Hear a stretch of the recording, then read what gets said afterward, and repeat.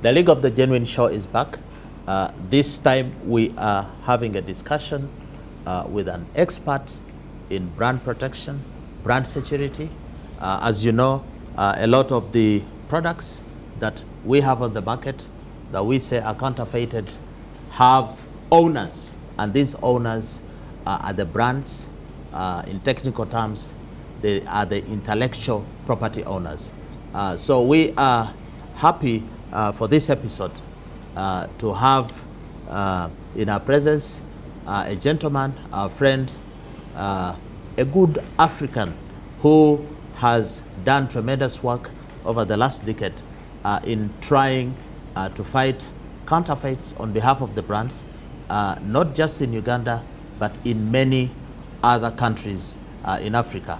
So join me in welcoming Mr. Solomon Oyebode Wilson. Solomon, you're welcome. Thank you, Fred. Your name, Oyebode, sounds like you're from some part of Africa. Where are you from? Yes, proudly from Nigeria, the western part of Africa. You are but from I would Nigeria. rather prefer to refer to myself as an African. So you are not a Nigerian, you're an African? Yes, I'm an African. An African, wow. Yes. He's a Pan-African. Solomon, this gentleman happens to be visiting in Uganda, which is his part-time home. You actually work in Uganda, and which other country? I work in Uganda, I work in Tanzania, and in the Eastern African country, I cover both countries. And in the western part of Africa, I cover Ghana and Nigeria. I'm doubting whether you're an African from Nigeria. I have been to Lagos. I was last there in 2019. And I think Africans from Nigeria are some of the loudest. But now, Solomon here, his voice is, you're more Ugandan than Nigerian.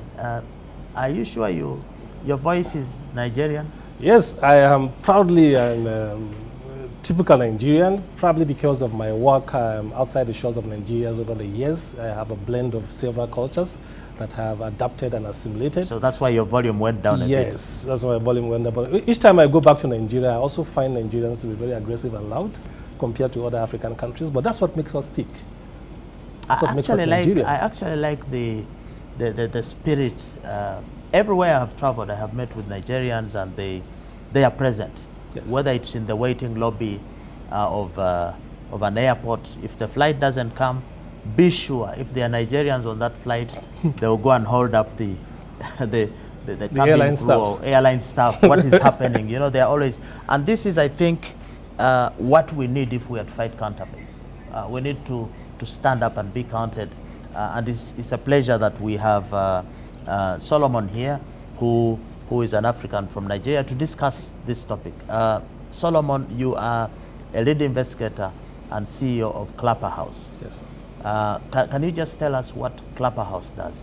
Yeah, Clapper House is a brand protection agency as well as an intellectual property investigation firm.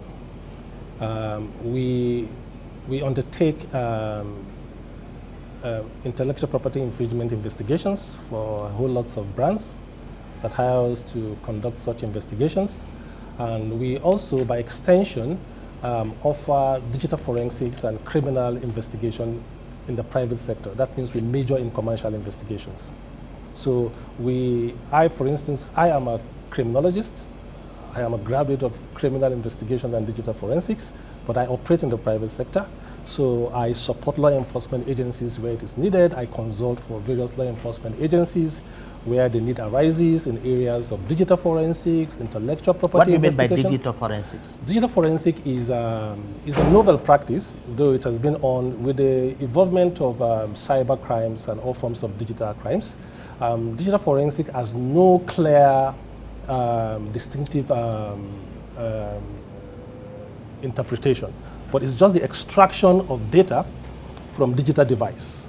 So crimes that are related to computers, that are related to mobile devices, and which is actually involving around Africa, right? We have a lot of cybercrime going on across the world. So as the digital forensics, we have the expertise to actually extract information, store evidences, provide these evidences in court as expert witness, to secure prosecution for various law enforcement agencies. So you actually support prosecution of counterfeit Yes, cases? I support prosecution of counterfeit cases as an investigator.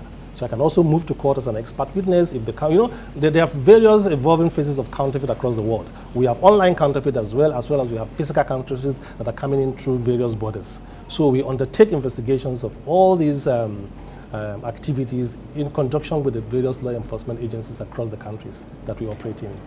Yeah, Solomon here is quite a useful resource in this fight against counterfeits because the Anti-Counterfeit Network does not just have operations or offices here in Uganda, but we actually have a presence in Nigeria as well. And Solomon here has been very, very instrumental in helping us to get the registration there. We trying to get our feet on the ground.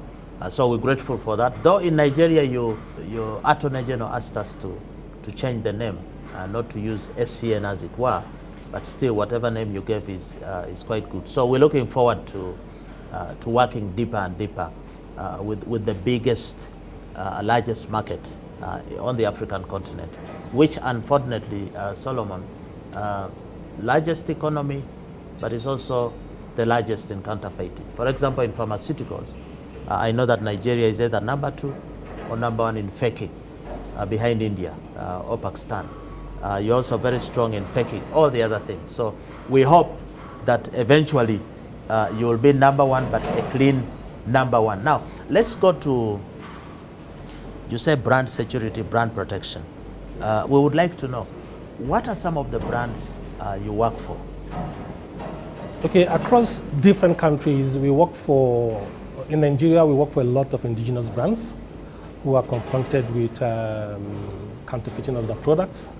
Across the borders in other countries where we operate in East Africa, for instance, we've actually undertaken investigations for Unilever. What does Unilever manufacture? Unilever manufactures Omo, they have Roikos, they have Close-Up, but I think the major challenge with the Unilever products while we were the major investigators in Uganda and Tanzania were the powdered products. And these are majorly the Roikos and the Vim. So there were issues there. There were issues there, the powdered products. So you have high level local counterfeiting of Roiko products and as well as Vim. So these particular products are not imported. They are locally manufactured, counterfeited products manufactured locally by indigenous people. So that was a challenge that we had with Unilever when we were the investigators. Which other brands?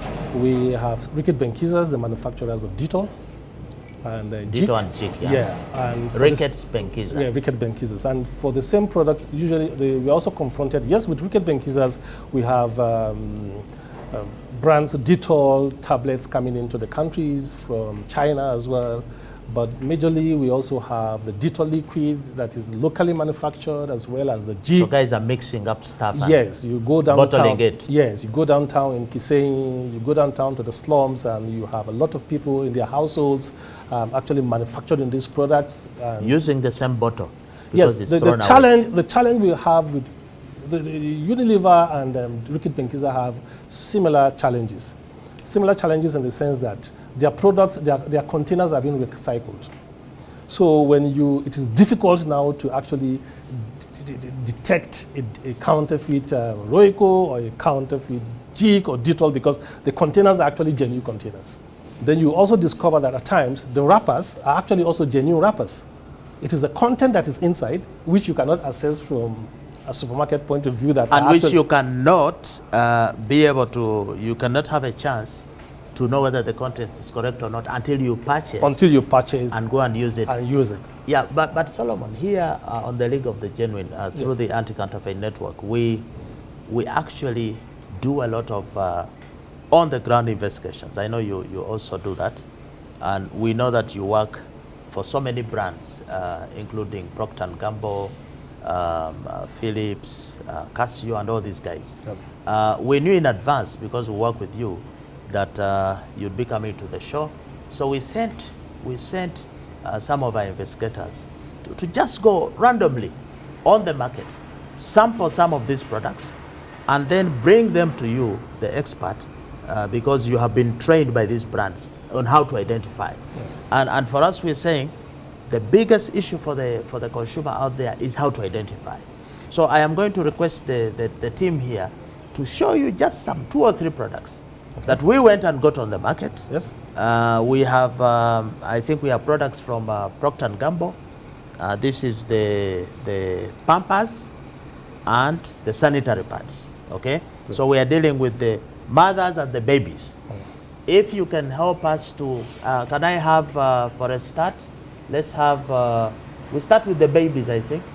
Let's start with the Pampers.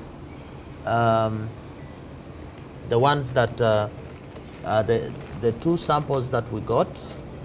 Now, I need Solomon to tell you here that for the Pampers, we actually, our team bought the Pampers from 2 supermarkets, just downtown in Kampala.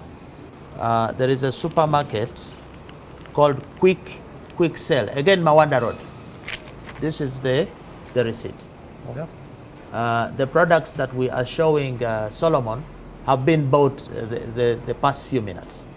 And the product that we have bought from this Quick Save supermarket is a Pamper 10 diapers at 7,500 shillings. And we also have another diaper that we have bought from a supermarket called J. Ambi Impex. It's also on Mawanda Road. Our investigators just went to one place on Mawanda Road and they bought diapers there. So we would like Solomon to tell us, and for your information, one of those diapers is 6,900 shillings and one of them is 7,500 shillings. So I would like to assume that maybe the more expensive one is genuine and the cheaper one is fake, because most people think that counterfeits are cheaper. Are these products sourced from the same supermarkets? They are bought from 2 different supermarkets. 2 different supermarkets. One is called Quick Sell supermarket, and it costs 7,500. You can see the price. Is there a price? Yes, 7,500. So this one is Quick Sell. Okay. And one is bought at 6,900. Okay. You see the price there? Yes.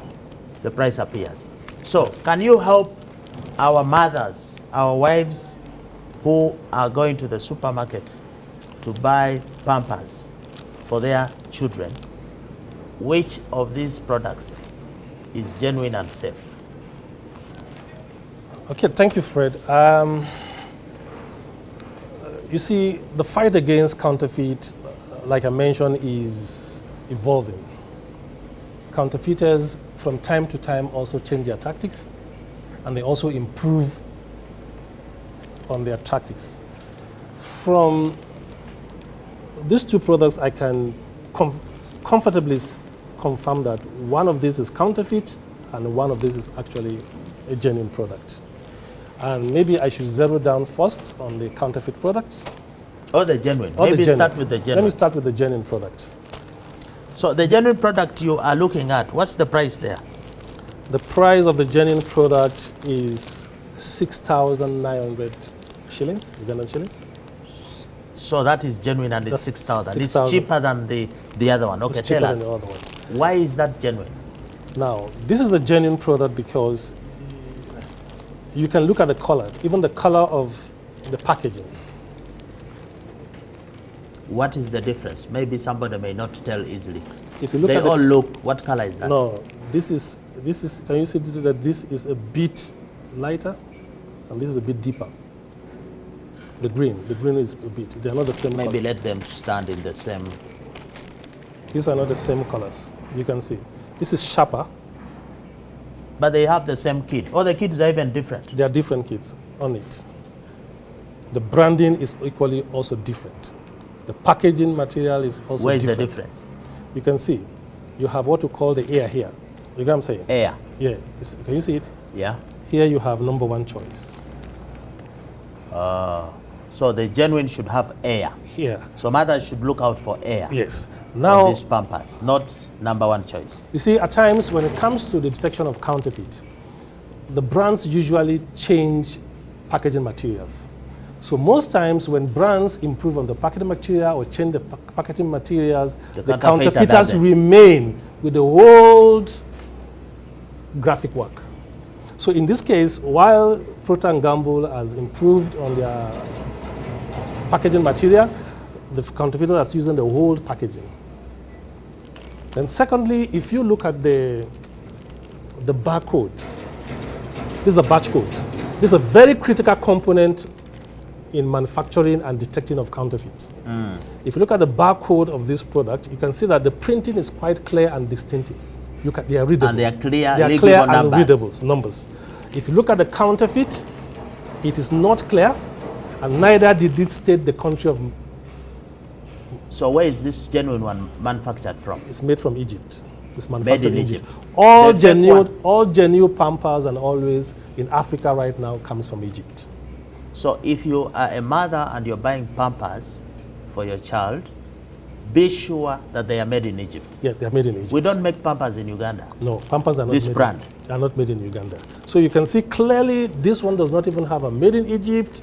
The barcode, expiry dates, and all the indicative production details are not clear. They are not readable. So obviously this is a counterfeit product.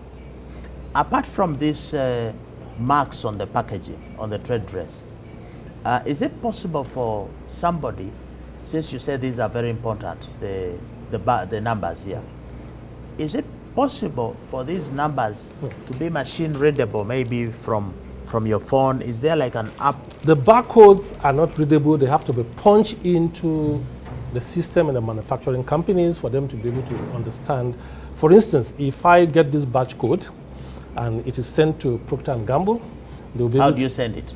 We the investigators have access to that. We were able to retrieve these and actually send it into the system in Procter & Gamble. It will be able to demonstrate and determine when was this product manufactured, which graphic material and packaging was used in manufacturing it. If you are in the supermarket and you're buying. If you're in the supermarket and you're buying, what you need to use, you can use the barcode to do a scanning. You can scan if you are in the supermarket? Yes. You can tell whether the product is genuine or not. But first and foremost, you need to download a scanner, you know what I'm saying, on the Google Play to be able to enable you to be able to scan the Do you barcode. have that scanner on your phone? Yes, I do. Can you do a demonstration for us to scan both these to see which one is genuine? Please, can I have my phone?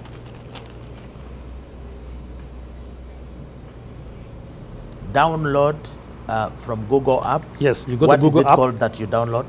You download a barcode scanner. It is called, the app is called Barcode Scanner. Yeah. Barcode Scanner is what you download. Yes. So maybe you can see the app is scanning. So when you scan, it will give you. So you have scanned the fake one. I've scanned the fake one. Yes. What results do you get? Now it gives me a code. It gives me a code that let me scan the original one for you, and I'll now be able to explain to you in details. You see, this is 704. It has what message do you get when you scan the original? When you scan the original, you get a code. When you scan the counterfeit, no code appears. What is the meaning of the code?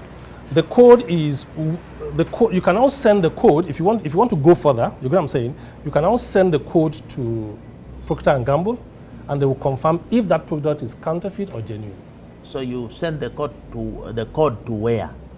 Where in Procter & Gamble? Once you use the barcode, the barcode will lead you. Okay. Yes. Will lead you to the address where you can send it. But usually, when you send a barcode when you're trying to scan the counterfeit product, you don't get the code. Oh, I see. So a genuine product, once scanned on the barcode, yes, it will show the code. It will show the code. A fake product, will not once you scan on the fake barcode, yes, you will not get any. you will not get any product. But just you get see, an you can image. also go further. Even when you get the code, you can also go further and confirm if the code is actually genuine. Did you understand? If you get the code, you can still go ahead through the app will lead you to a site where you can actually go and confirm that I have code number 078456. You get what I'm saying? I want to put it in the system and find out if this code is genuine or not. You see, we are here talking about Pampers for your children, and the expert here is saying that there are some fake and there are some genuine. We bought them on the market, and I think really the supermarkets in issue here and have some explaining to do.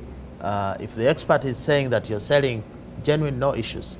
But if the expert is saying that your products are fake, then you are accountable to the consumers, you're accountable to the public, you need to explain. But so what if it is, fake? The consumers need to understand, the mothers need to understand that there is some danger posed to their babies, the innocent babies who are being wrapped around these fake products. Can you tell us a little bit what are the concerns, the health concerns or otherwise, for using the fake version? Does it have issues? Yes, it does have implications, health implications, because we've had reported cases of babies being burnt when they use these counterfeit products. There's a lot of allergies, there's a lot of rashes as a result of babies using these counterfeit products. And it is very important for the agencies of government to strengthen their enforcement capability and ensure that the borders are tightened and to ensure that these counterfeits do not infiltrate into the country. And I think the first responder in this instance is the customs, because they man the border points. And in Uganda, I think compared to other countries, the United Nations Office of Drug and Crime have set up a unit within the customs, which is called the Joint Port Control Unit. I have worked closely with this agency in the last few years, and I think they are doing a tremendous work, but I think more still needs to be done. I was opening here and I'm seeing there are a lot of studies and reports on how dangerous these counterfeit Pampers can be on both the girl child. There could even be reproductive health issues. You're putting the fake Pamper on your girl child. You don't know whether there are pesticides in there. You don't know what chemical residues are being used. This can lead to reproductive health issues. It can also affect a boy child. So when you are talking about buying a fake Pamper and giving it to your child, it's not a simple issue. It's not about saving. And you've even showed us here that actually the fake ones are more expensive. So this is the point which we keep making, that it is consumer information and education that is going to empower the consumer to actually make the decision. Because when the mother is going to buy any of these Pampers in the supermarket, the government is not there, the brand security is not there, the LC1 of the area is not there, the lawyer is not there. You make a personal decision. But now the problem I have is that why don't you as brand security help the consumer? Why is it that you do not publicize the information about the barcode? People have smartphones, people have Android. Why at least we can be able to save maybe up to 10 or 5% or 15%. Why don't you publicize this information to the consumers and say, please, to check the product, use the barcode and the code will come out? Yeah, Fred, I think a lot of the brands are actually, they've all embraced digital technology. And once these technologies are integrated into most of these products, I think why is the information coming out? We only see, if you tune TV now, you are going to see Pampers, Jolly Baby, Nice Sleep, and Happy Baby. You are not going to see information as to why, as to how to identify this product. That leads me to the issue of trade secret. Do you think that the brands are afraid to show the distinguishing features because the counterfeiters will copy? But don't you think in not showing the distinguishing features, you are leaving the mothers and the babies exposed? Yeah, not necessarily. When it comes to trade secret, I think most of the brands have they have the responsibility to protect their secrets. And when it comes to the fight against counterfeit, I think most of the brands are actually reaching out to the members of the public in some way or the other. One of those is this, the integration of digital applications and barcodes and digital solutions and track and trace solutions that we have across. Like Procter & Gamble, you have the barcode here.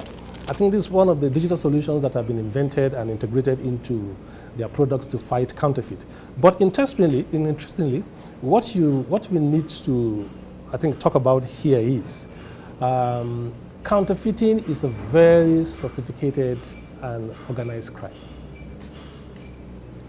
And most of these brands are confronted with highly sophisticated, highly financed counterfeit network across the globe.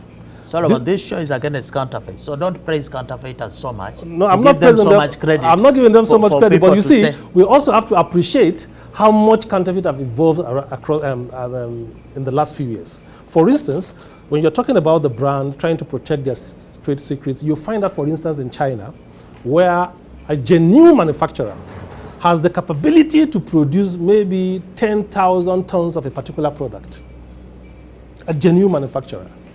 And you find a counterfeiter has the capacity to turn around 100,000.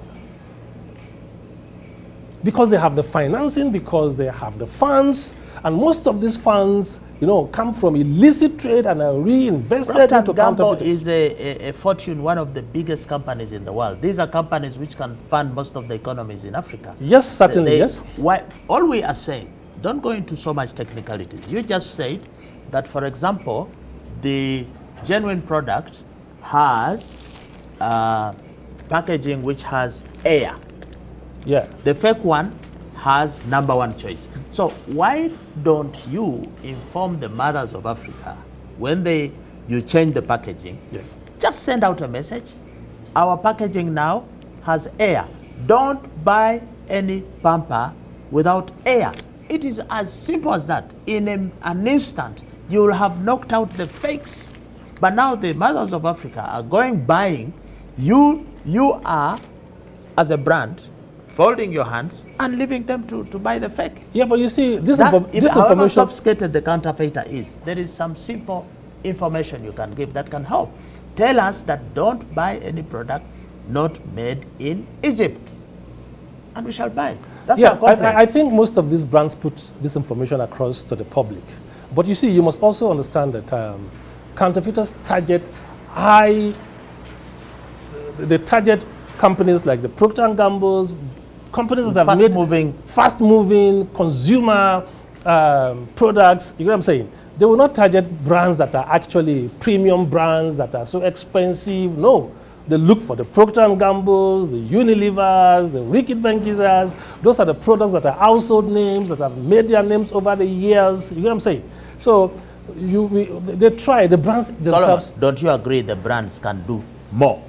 Yeah, I do agree that the brands needs to do more because of the evolving trends of counterfeit. But as well, I think that's why we are there. We are the investigators. That's why they contact. That's why they come to this show. That's why I'm on this show. You understand what I'm saying? To be able to reach out to the public, to be able to sensitize the public, to work with the law enforcement agents, and to also more or less educate the public about what they can look out for and how they can detect counterfeit and how they can even report counterfeit. Solomon, time is going. We have talked about the babies. I don't know, maybe there are babies out there watching this show, if they understand what we are talking. If they don't, the mothers will tell them. But let's talk about the mothers. We also went to the market and found sanitary pads. All right. Okay?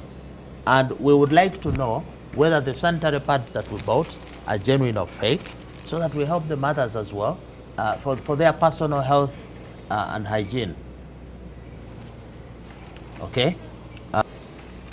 Because in the case of the Pampers, we had 2 different supermarkets selling. But in the case of the sanitary pads, we bought 2 different products from the supermarket, still on Mawanda Road, not far from here. The supermarket is called JP. Now, from JP, we bought 2 packs of sanitary pads. Each pack is 2,200. Can you confirm you have the price there? Yes. So, 2,200. JP Supermarket, this is your product. We just bought it a few minutes ago. I'm sure you have a camera there. You'll be able to see that this transaction took place there. Now, can you also take us through that product? Which one is genuine and which one is fake? Yeah, thank you, Fred. From my observation of these 2 products before me. First of all, the packaging. From the packaging, I can tell that this product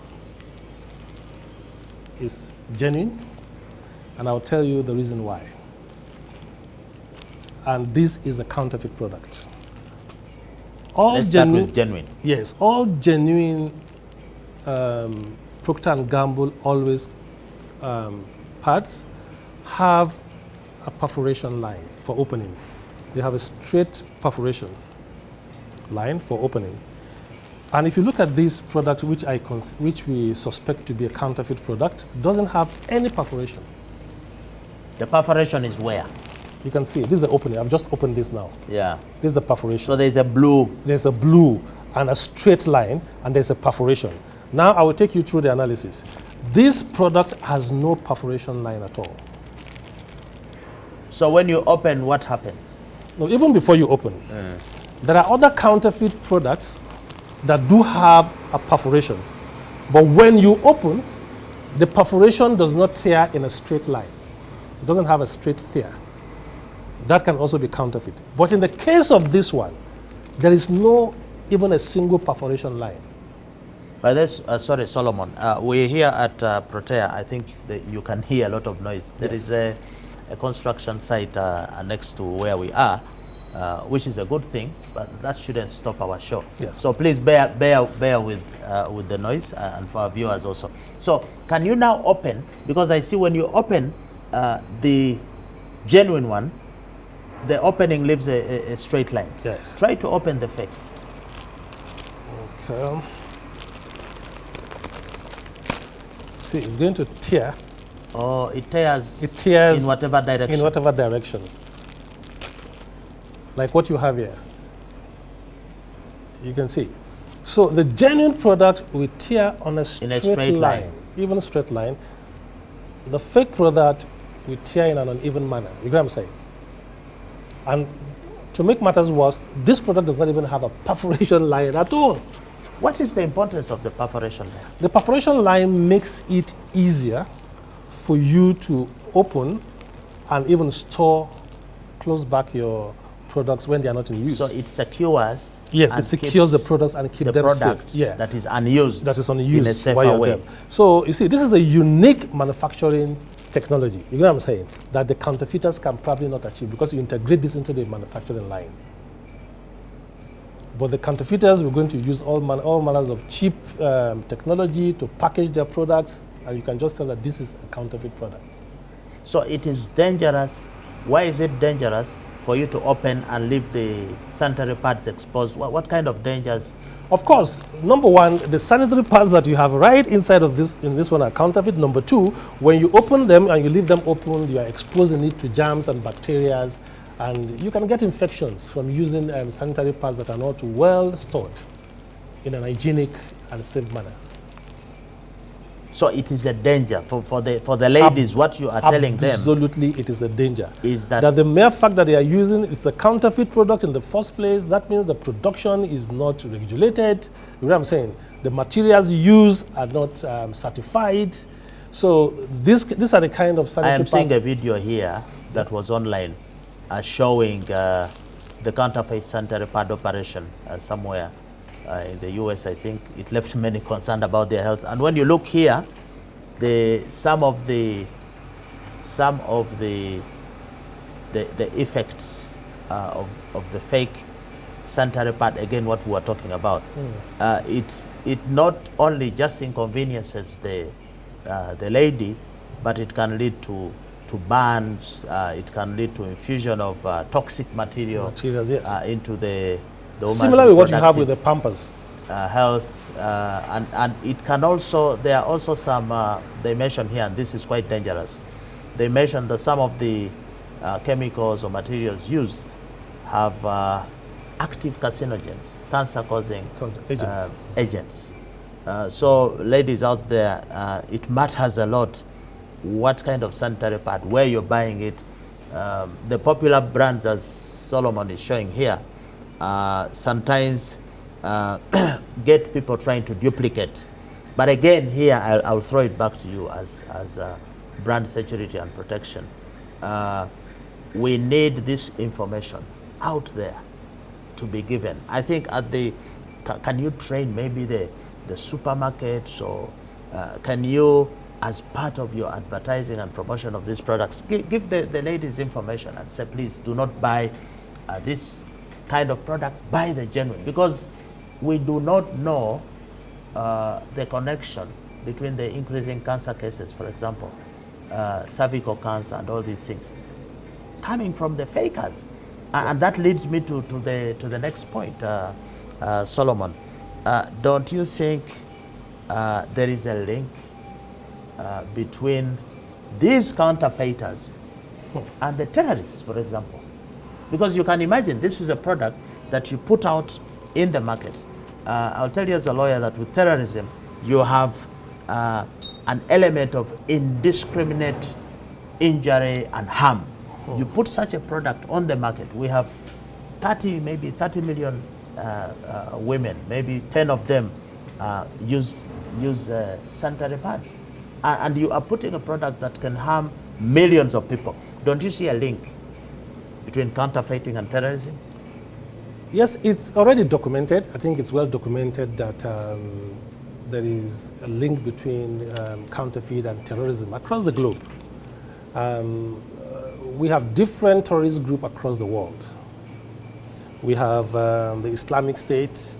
Islamic State in the regions of Turkey and Syria have turned themselves into a multinational company, and they are in full-fledged counterfeit trade. You see, you will discover that, you see, we have to look at banking, we have to look at financial institutions, we have to look at terrorism, and we have to look at counterfeit. All of these three are quite integrated.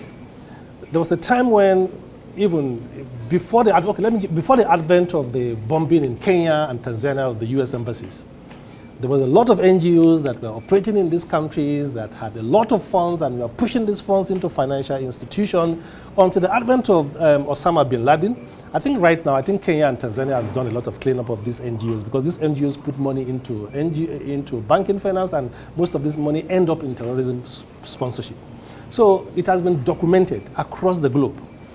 Islamic State has products that they deal in. FARC in Colombia deals in counterfeit. Because most of these agencies, fund their operation. Yeah, most of these agencies now, because of the clampdown, are self-financing terrorist group. So they have to engage in enterprises to sustain themselves. And the easiest and most lucrative and less punitive business and enterprises they can engage in is counterfeit production and distribution. So, Solomon, are you saying that anybody out there who buys this pamper financing terrorism, actually be financing terrorism? Yes, to hit them? That is the direct implication, because you see, all the, like I mentioned to you, is it Hamas, is it Hezbollah, is it Boko Haram in Nigeria? They are involved in counterfeit, they are involved in smuggling. They don't operate a hotel like this. No, they don't. They don't. You see, that is the easiest way to move money around, pretending that it's genuine money. Let me take you back to 2015, the Paris attack. The Paris attack, Kucha. He was involved. 2 years before then, he was arrested at the port importing fake Nike trainers into Paris. But he was let go. The terrorist? Yes, the terrorist. Actually engaging in... He was actually engaged in selling of counterfeit. Importing and selling and distribution of counterfeit sports. Nike, to be particular. So the Paris attack of November 15, 2015, all the perpetrators and all the key suspects in those crimes were actually involved in counterfeit trade.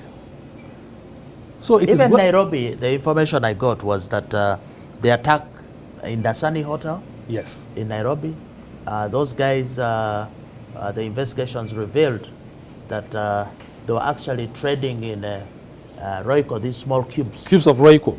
Yes, I have actually done. I have been an investigator for Unilever, and I've actually seen how the Royco cubes are being smuggled from Uganda back to Kenya. You know what I'm saying?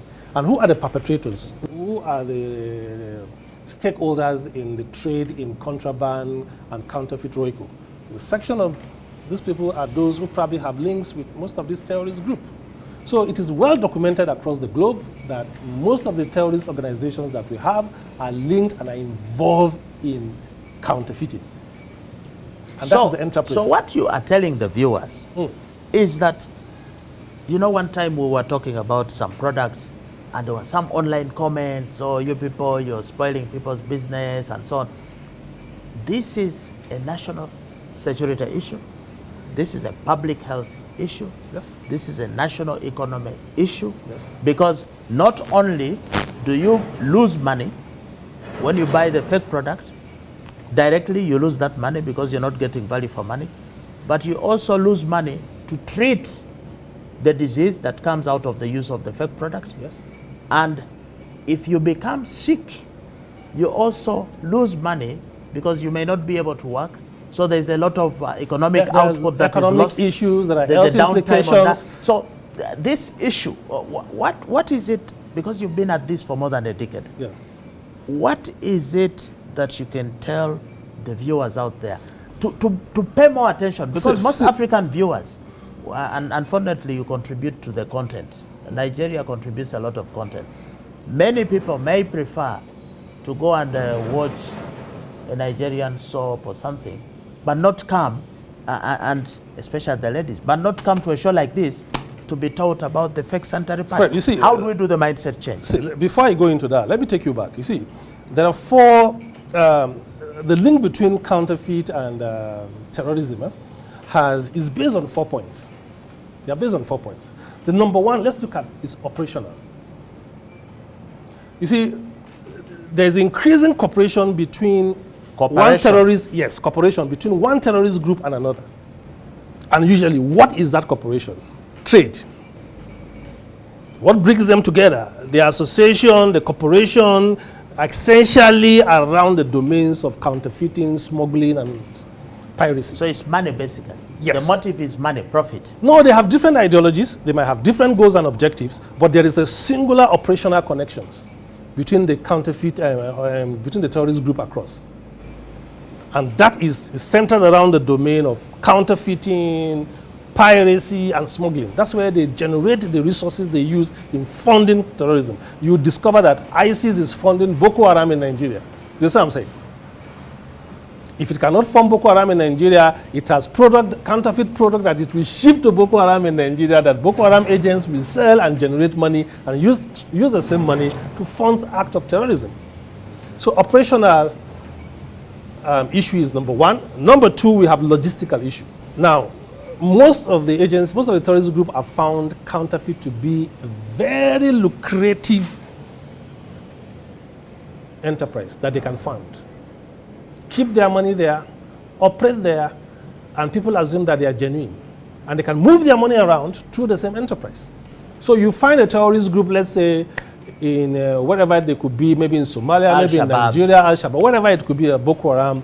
We'll go to China, manufacture counterfeit goods, ship it to any country, sell it and get the money. And they actually, so most of the terrorist organizations you find across the world are dealing in counterfeit. They find it to be a very lucrative method of business and moving money around without so much suspicion. And because, one, it is also less punitive if they are caught. You are a lawyer. 2 years at most. Yes. But how many conviction and prosecution have you been able to secure in Uganda on cases related to counterfeit? How many cases are even reported? Reported in the case. And even when the case is reported, the brand owner may not come. So when it comes, the third principle is they're looking at is ideology. They all have similar, they may have different goals, like I said, but they cooperate with each other now. You find ISIS funding Boko Haram. Boko Haram is in touch with Al-Qaeda. You see, there is that network, so they have that ideology. Then the number 4 is financials. All of these agencies have turned into self-financing. Which agencies? I'm sorry, this terrorist group, I've turned them, they are now into self-financings because now they cannot move their bank money into the banks. It becomes suspicious if they have large sums of money because all sorts of measures have been put in place to curtail money laundering and all of that. So the only way they can hide and perpetrate their evil and be able to fund their activities is through counterfeit production and distribution across the globe.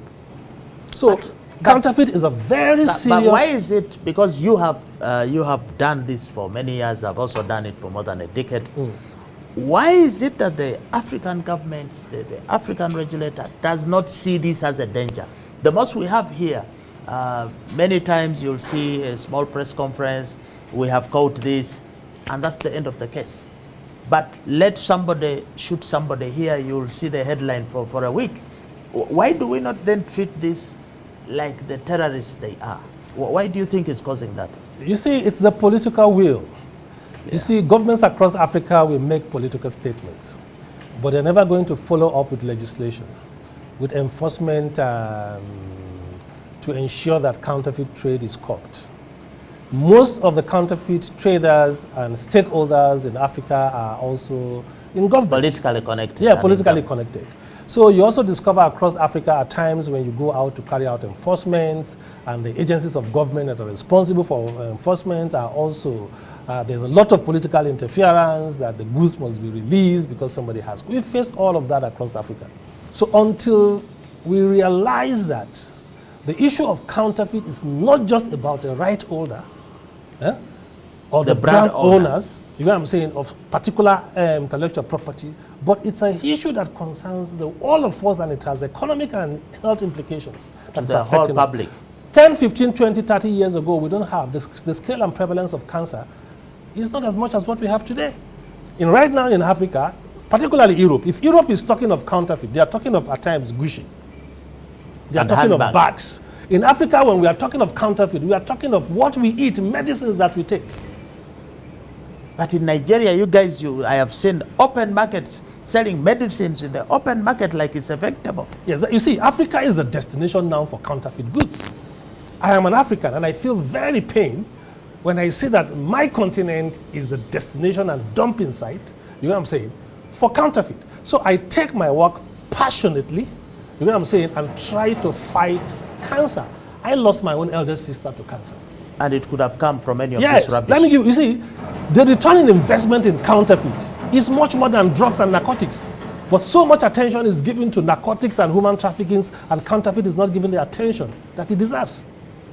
If you look at the return in investment in pharmaceuticals, an investment in fake medicine is a ratio of $1,000 in drug. For $1,000, if you invest $1,000 in a narcotic drug, probably you'll get $20,000. In medicine, the investment of $1,000 can give you between 200,000 to 500,000 euros. For counterfeits? For counterfeits, medicines.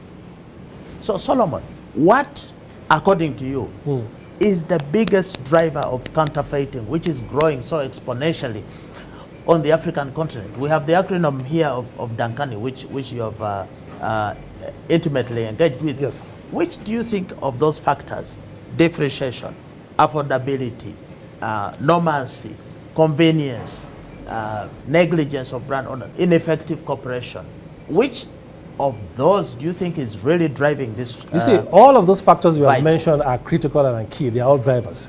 But let me single out the issue of affordability. In Africa, most of our markets are price sensitive. You understand? And one of the determinants and motivation for counterfeit is price.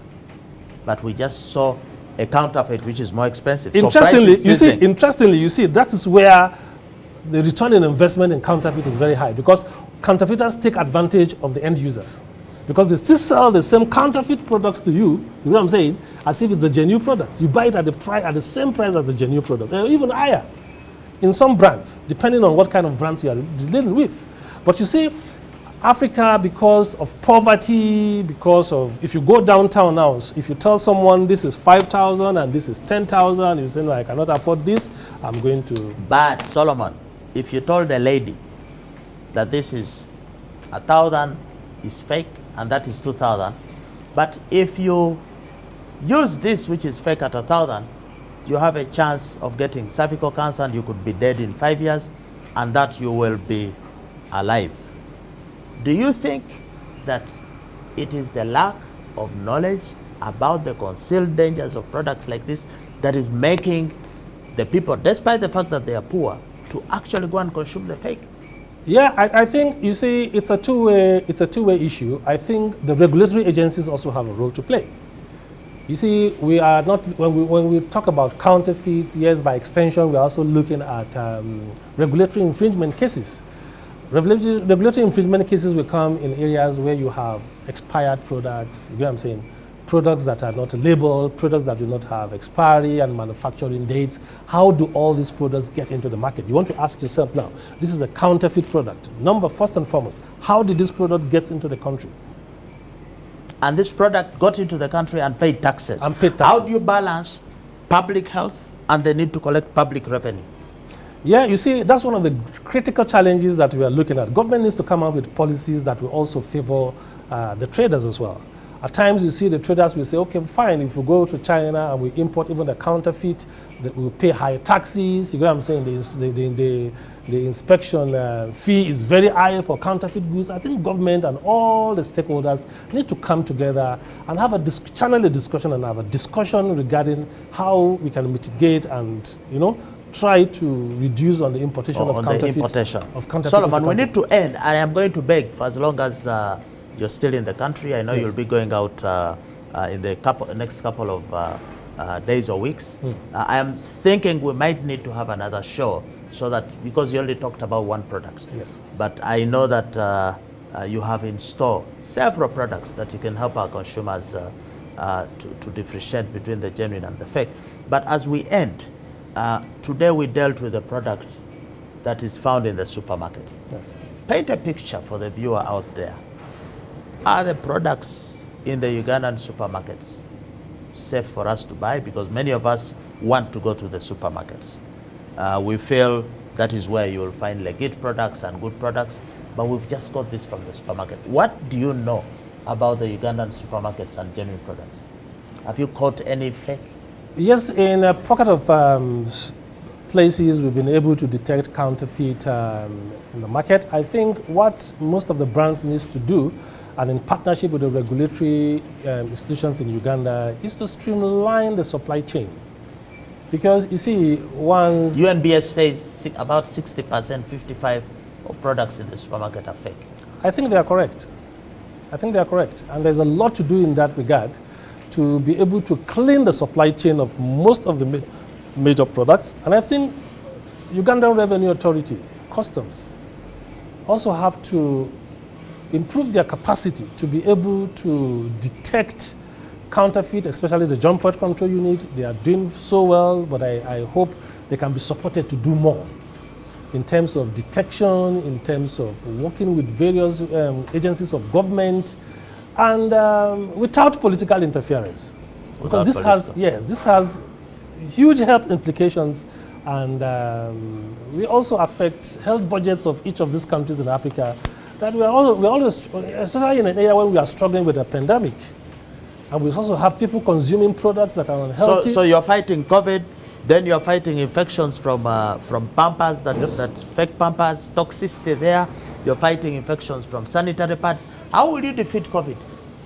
Fred, the reality is in Africa, we eat counterfeit, we drink counterfeit, we sleep counterfeit, we breathe, we wear counterfeit, we breathe counterfeits. All the products, everything we use, we encounter counterfeit in every sphere of our daily existence. We are so ignorant about this fact, or if we are aware, we are so committed to doing nothing about it that we, as you said, remain a dumping ground. People come here to make maximum profit for maximum harm against we, the Africans, and we think that maybe some white man will come and save us. And you see, funny enough, on the side of the brands at times, you see Africa is not a market, or certain countries are not a market they actually consider very important because they feel that the volumes of their products that are going there is not significant. So even if you report a counterfeit product, they do not bother.